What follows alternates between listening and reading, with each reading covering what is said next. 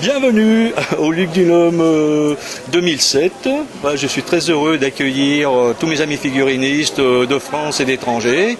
Notamment, je suis heureux qu'il y ait des éléments comme Christian Petit qui soit venu, qui ait fait spécialement déplacement et en plus il présente une pièce exclusive pour notre exposition.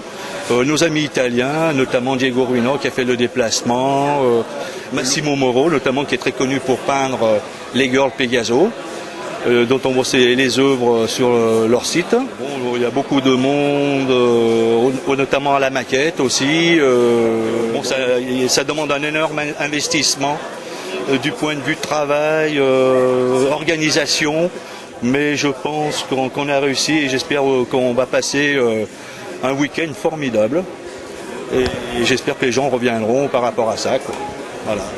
Vu la qualité générale sur les concours à l'heure actuelle qui a l'air de monter énormément, je pense que l'effort que vous fournissez au niveau des clubs est quand même assez récompensé. Nous avons 700 inscriptions, 700 pièces de très haut niveau.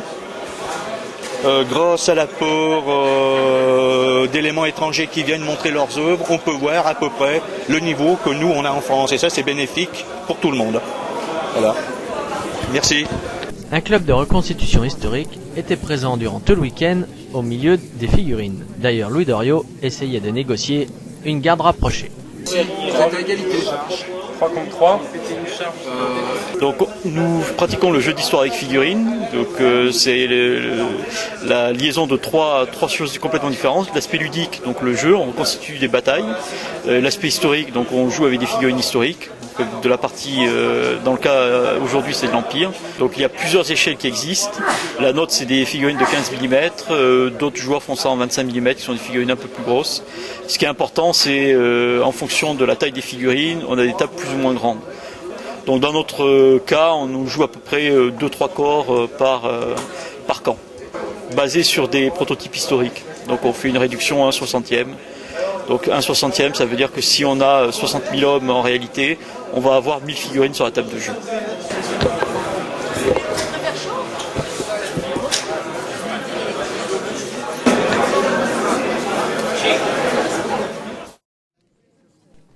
Je profite de cette galerie pour remercier dans un premier temps Philippe Ramin, webmaster du club de Luc de Nôme, qui a généreusement mis à notre disposition son studio photo, éclairage, fond d'écran, la totale. Vraiment, merci beaucoup. La preuve, la qualité des images. Je voudrais aussi remercier Jérôme Bonnet, Sylvain Touvenet et Valérie pour leur participation pendant la prise de vue. Ah oui, ramener les pièces, courir à droite, aller chercher à gauche, sélectionner. Vraiment, merci à eux. Un autre petit mot pour Philippe, qui a quand même pris 1200 photos dans le week-end pour pouvoir mettre en ligne sur le site du Luc de Nôme la totalité des pièces présentées. Ça vaut quand même le coup d'être signalé parce que c'est vraiment du boulot.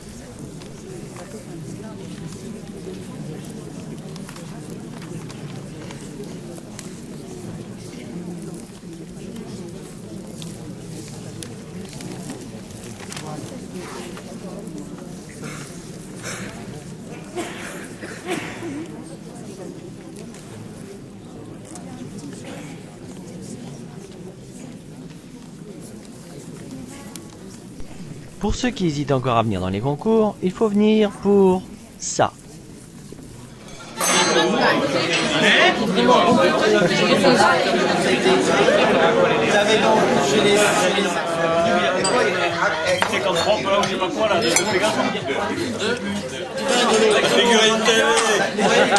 Jean-Marc, tu nous manques.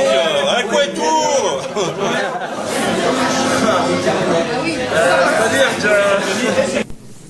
Bon, pour rester sympa et encore avoir le droit de rentrer dans les concours, je donnerai pas évidemment le nom de ceux qui tenaient un verre. Enfin bref, vous l'aurez vu par vous-même.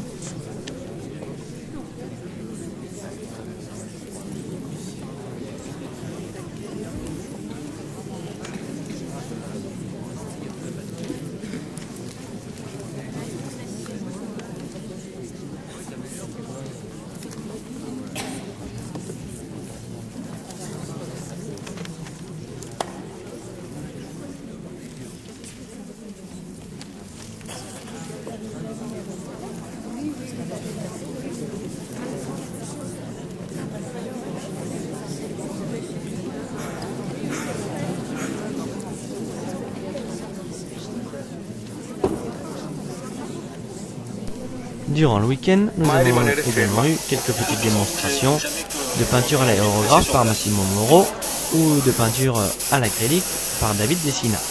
Également, Jérémy avait organisé un speed painting. Malheureusement, notre équipe était tellement occupée ailleurs que nous avons raté le speed painting. Vraiment trop speed.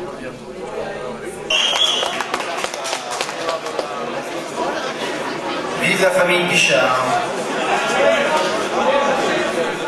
Un petit couac informatique repoussa de quelques jours l'attribution de certaines médailles. Cependant, nous avons pu voir le Best of Painting de Diego Urbina, le Best of Open de Julio Cabos et le Best of Show de Speranza Gianfranco.